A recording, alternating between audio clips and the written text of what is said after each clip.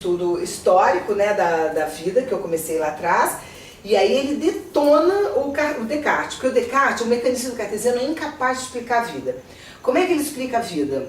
Ele é cristão, ele acredita que não, a vida é um dom de Deus, ponto, mas ele explica a vida, ele quer explicar o fenômeno vivo a partir das coisas não vivas. Porque ele é um matemático, mecânico, né, aquele mecanicismo dele de que uma causa causa outra, de uma coisa causa outra, numa linearidade que na vida não é assim, né? São múltiplas causas agindo simultaneamente. E então, o Jonas, esse princípio de vida do Jonas, ele tem, primeiro o movimento dele é a refutação do princípio cartesiano. Como é que Descartes tenta explicar a vida? Ele diz que a vida é um epifenômeno da matéria. E fica por isso mesmo. O que é epifenômeno? A matéria, do fenômeno material, a vida surgiu como um apêndice, como uma coisa assim, um fenômeno extraordinário, né? E ficou por isso mesmo. Ele não explicou mais nada a ninguém, ficou assim, entende? E ele, assim, a ciência moderna, ela não consegue explicar nenhum ser vivo. Não consegue. Porque a ciência moderna vai valorizar o que se pode medir, o que se pode calcular, montar, parará. E nos seres, a vida escapa, tem essa dimensão da interioridade, não se presta a medições, né? Como é que você vai medir o quanto você é mais feliz? Até a psicometria tenta fazer certas coisas, mas não é como você pesar quantos gramas tem, quantos centímetros tem, ou qualquer coisa assim. É muito mais fácil medir, calcular o movimento da matéria do que o movimento do espírito, né? O movimento da interioridade, certo? E a ciência moderna despreza todos os fenômenos relacionados à interioridade justamente porque eles não se prestam ao cálculo e à medição. É difícil de fazer essa história. E, então, assim, o Jonas refuta Descartes, ele tem um capitulão assim, detonando, e depois ele apresenta a teoria do Darwin como a que melhor explica a vida, né? No sentido de que o Darwin já introduz, assim, o Darwin sem ser filósofo, na teoria biológica que ele observou, né, da evolução natural, ele consegue várias façanhas filosóficas que nenhum filósofo tinha conseguido. Por exemplo, assim, os antigos acreditavam que as essências eram fixas e que as essências sempre existiam, né? As criaturas todas existiam e nunca deixariam de existir, sempre tinham existido e nunca deixariam de existir, né? O Darwin vai mostrar que não, que já tinham espécies que desapareceram, e ele mostra que às vezes as espécies, umas espécies aparecem e permanecem e tal. Então ele foi vendo essa evolução da espécie. Com isso ficou provado o quê? Que não existe essência fixa. Porque as essências, né, vão se transformando ao longo do tempo. E elas podem desaparecer, né? Como já desapareceram inúmeras. Como nós estamos matando aí, já matamos acho que 3/4 da biodiversidade de certas classes de animais, enfim. A gente tem destruído. Então, assim, as essências não são permanentes, as essências são mutáveis. Então, com a teoria da evolução de Darwin, ele se refutou muito melhor a ideia das essências fixas do Platão, do Aristóteles, do que qualquer outro filósofo, certo? E a seleção natural, ela tem dois aspectos, né? Um aspecto que é do próprio organismo, que é a variação genética, né, a mutação genética, que é aleatória, que acontece, hoje em dia nem tanto, né, tem muitos fatores externos produzidos pelo próprio homem que causam isso, alimentos, radiação, etc, etc. Mas, digamos assim, de um modo geral, na natureza, isso acontece aleatoriamente, espontaneamente, por um erro ali naquele momento, né, um acaso. Realmente é um elemento do acaso, essa mutação genética. Agora, esse ser mutante que aparece, ele fica ou não na existência dependendo do modo como ele interage com o meio. Se aquele organismo for capaz de interagir com o meio de modo a fazer as trocas necessárias para a manutenção da sua vida, ele fica. E os que não são capazes, saem. Então, quem determina, então vamos dizer assim, O que determina a manutenção da existência de um ser novo, que é a natureza, que veio aleatoriamente dessa produção natural, né, dessa variação genética que ocorre espontaneamente, é o meio ambiente. A capacidade de adaptação. Isso, mas é o meio que diz, pode ficar ou não pode ficar, fica ou não fica, certo? Então, assim, se na visada antes de Darwin, né, antes da descoberta darwiniana, era Deus que criava as coisas, os seres, né, e tal,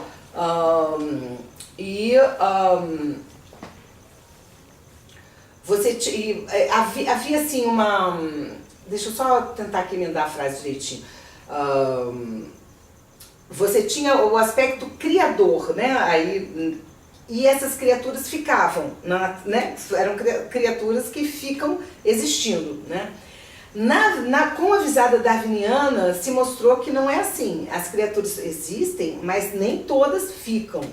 E essas que ficam não é pela vontade divina, não é por nada transcendente. É pelo meio, né, ambiente que vai definir. Isso. E o meio em si, ele não criou nada. Porque essa criação veio da variação aleatória dos genes. Ele faz por isso a seleção natural, né? Ele define quem vai permanecer na existência ou não, conforme a capacidade daquele organismo de se adaptar ao meio. De ter êxito naquela tensão entre ser e não ser, certo? Sim. Bom, então é isso que ele faz. Ele refuta Descartes, afirma Darwin e se utiliza dessas duas teorias sistêmicas que eu falei, da cibernética e da teoria aberta, do sistema aberto. Do sistema aberto eu expliquei que todo sistema retira e troca matéria com o meio o tempo todo, isso é um sistema chamado aberto. E a cibernética é o sistema de feedback, né, que toda modificação promove... Toda modificação nas condições internas do organismo promove uma modificação no comportamento metabólico com vistas a se manter na existência. Tá? É mais ou menos isso, né? Então, por exemplo, um exemplo orgânico dessa teoria cibernética, né? Que é os mecanismos de feedback. Você está com fome, diminui a glicose, né, no corpo, aí tem um sinal lá que o sistema nervoso dá o sinal da fome, você vai lá e come, aí aumenta a glicose, aí isso tira a sensação de fome. Então isso é o feedback, né? E cada mudança que está ocorrendo a cada minuto, a cada instante no nosso corpo, né? Se eu estou falando, se eu estou suando, se eu estou sentindo calor, qualquer dessas informações, ela já vai comandar um comportamento no momento seguinte de acordo, para manter o organismo em vida, né? Então, esse é o mecanismo de retroalimentação. Vai se antecipando, né?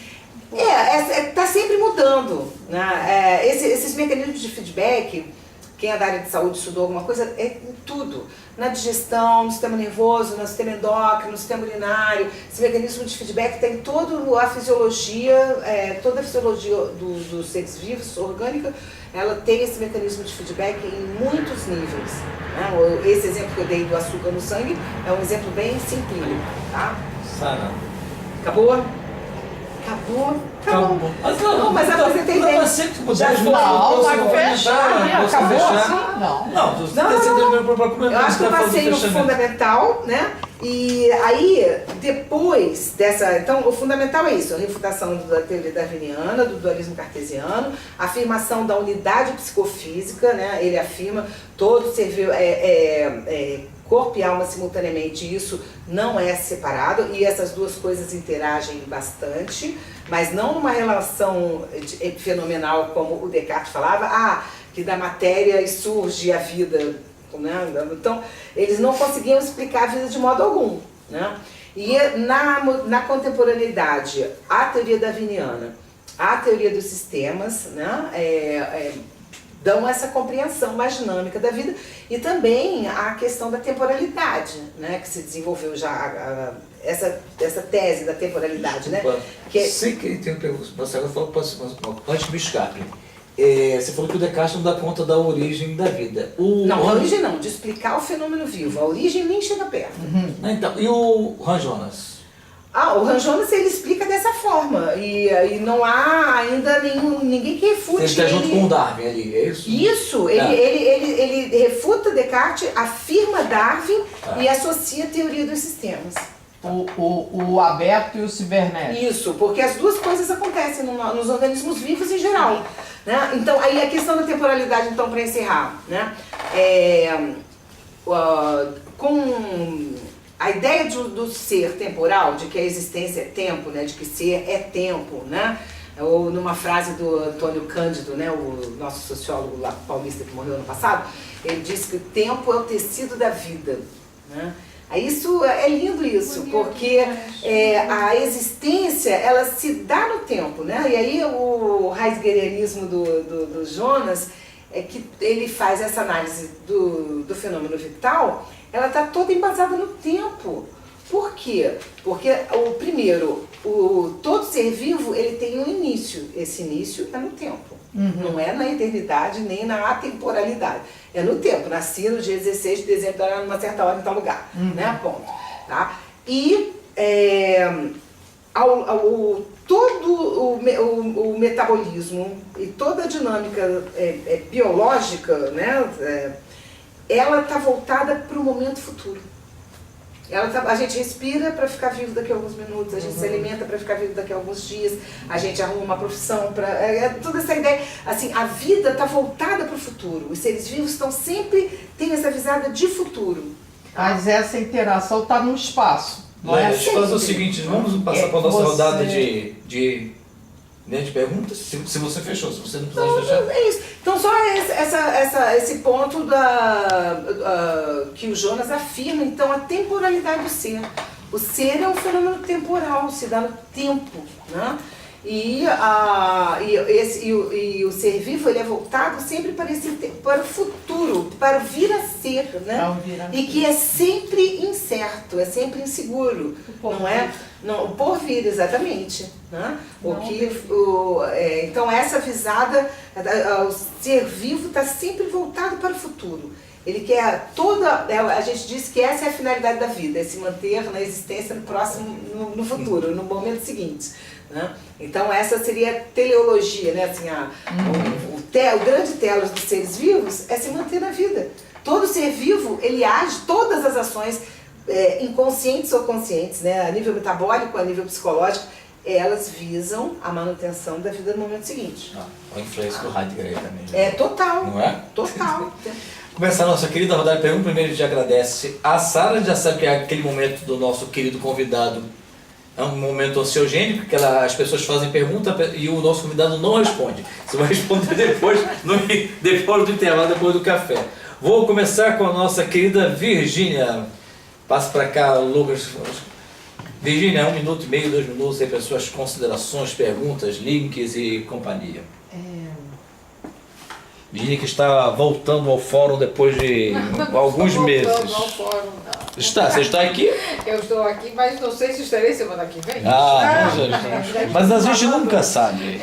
Mas hoje é a primeira vez que eu estou aqui depois de muito tempo. Isso sim. Mas o que eu achei muito interessante a sua exposição, não consegui ler o seu texto inteiro, mas também gostei. Achei interessante. E uma relação que eu fiz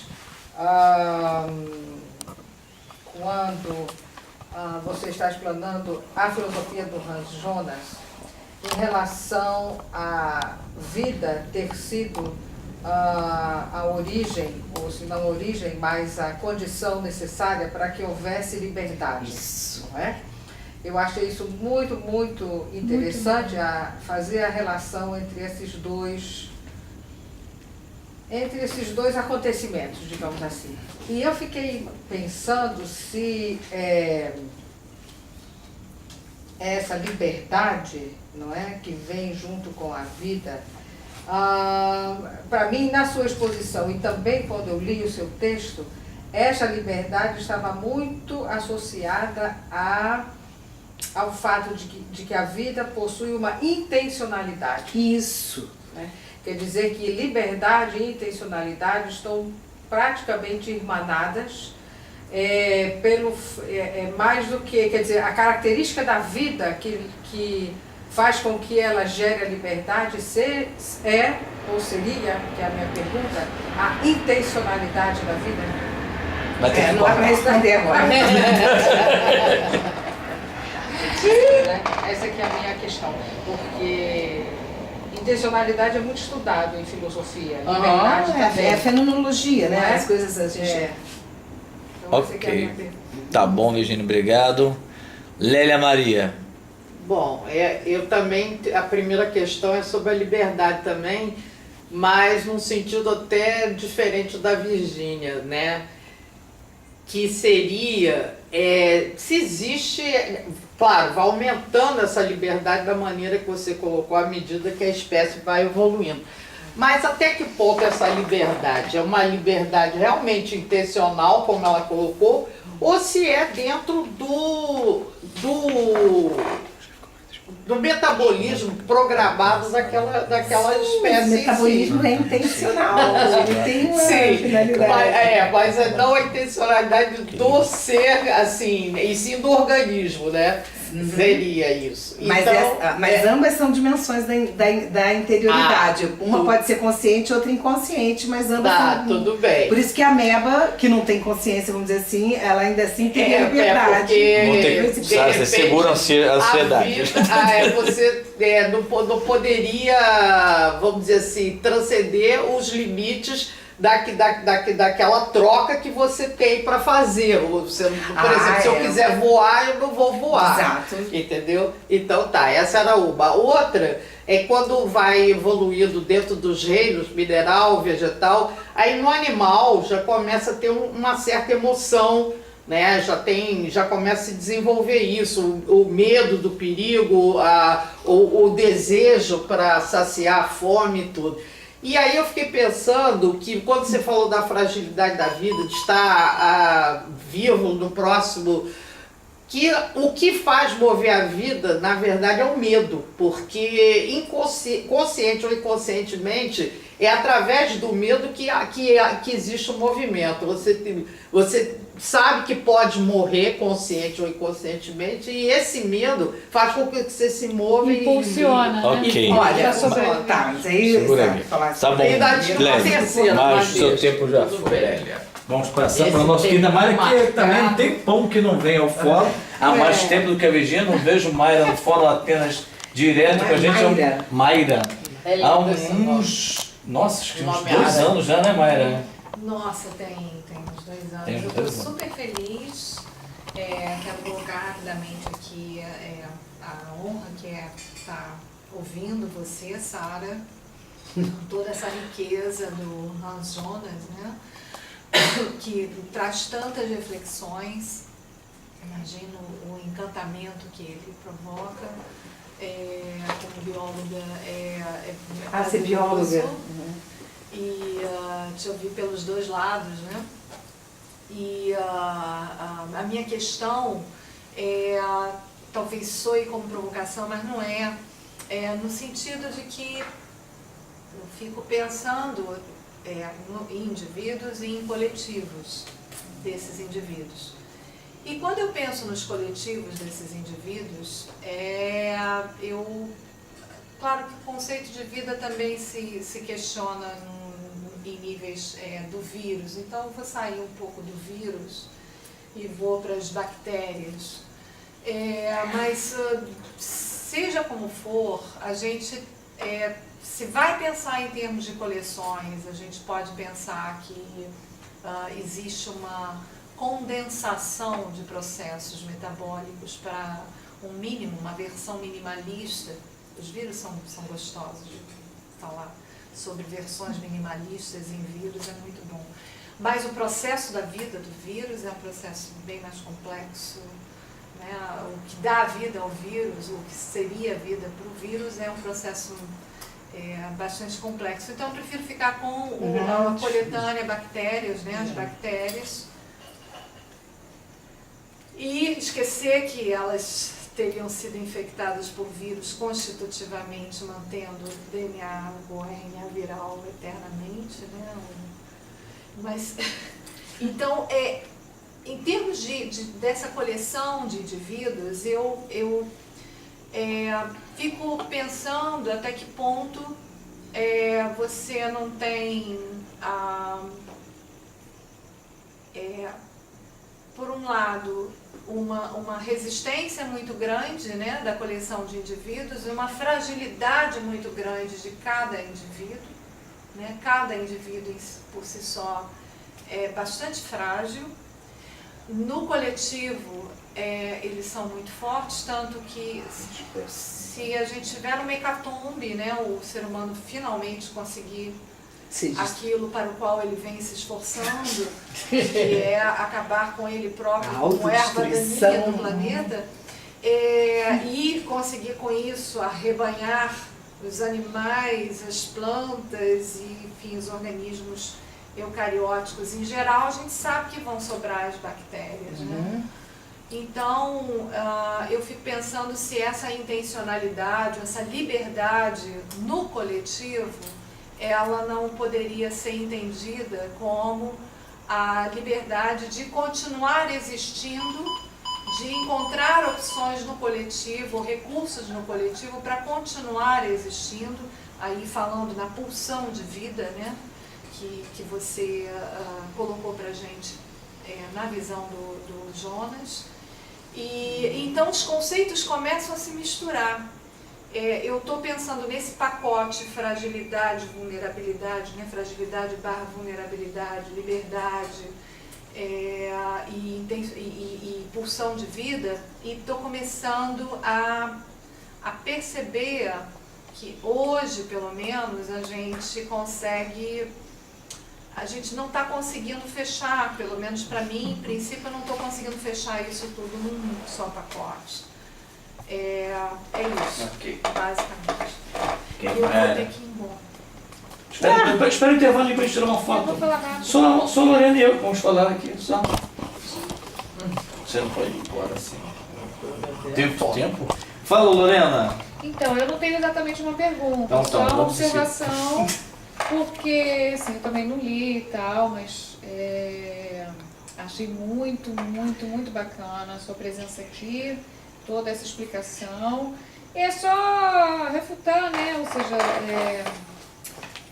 a questão da visão holística, ela vai de encontro a outras religiões também, porque quando você colocou, né, aqui para o Hans Jonas, né, essa questão da igreja, do cristianismo, né, eu estou indo para um lado mais mundano, menos bacteriológico e científico, porque eu não sou letrada para isso. Mas enfim, eu ia falar aqui de Shakespeare de novo, de ser ou não ser em Hamlet, partícula real e virtual, e essa defesa e essa fragilidade que tem ali também, mas enfim, outra questão. Eu tenho que ler melhor para poder fazer esse link, que eu gosto de fazer, inclusive. Então, era só essa questão, porque existem outras religiões, as pagãs, né, que têm um respeito enorme pela natureza e com essa visão holística, né? O candomblé, o budismo. Né? É só isso, eu fiz esse link. Mesmo tal, link né? normal, natural. Tá bom, Lorena, obrigado. Lucas, quer falar, perguntar? Não, sem pergunta. Nenhuma pergunta? Então eu vou economizar o tempo, depois eu faço. Mas eu queria. Gostei aqui do finalzinho, você pode levantar para a gente lembrar da que acabou voltando, você acabou falando. A Sara tem uma formação de psicanálise, né? Ele falou em pulsão de morte, falou em intencionalidade. E o Freud. Nós falamos, a gente falou de vida, né? Mas Não, falamos de morte também, porque a preocupação também não só da repetição que leva à questão da morte, a gente também tem a questão que a Leia falou do medo, né? Mas ao mesmo tempo, aí eu já não sei como é que o Hans Jonas colocaria a questão do medo ou a questão do desejo, né? Eu vejo realmente o homem como extremamente desejante. E talvez o dualismo de pulsões lá do Freud, quando acho que ninguém esperava mais que ele fosse montar uma teoria mais dualista, ele apareceu com essa questão. Então, para a gente voltar a essas questões e voltar a falar também de intencionalidade e livre-arbítrio, né, que tem a ver com liberdade, não necessariamente num conceito fechadinho, mas para a gente pensar. Vou aproveitar para te agradecer. Então, aqui a gente encerra a primeira parte do nosso encontro de hoje. Hoje é dia 11 de junho de 2018. Estamos aqui numa data especial, local especial, mas agradecemos de toda forma, especialmente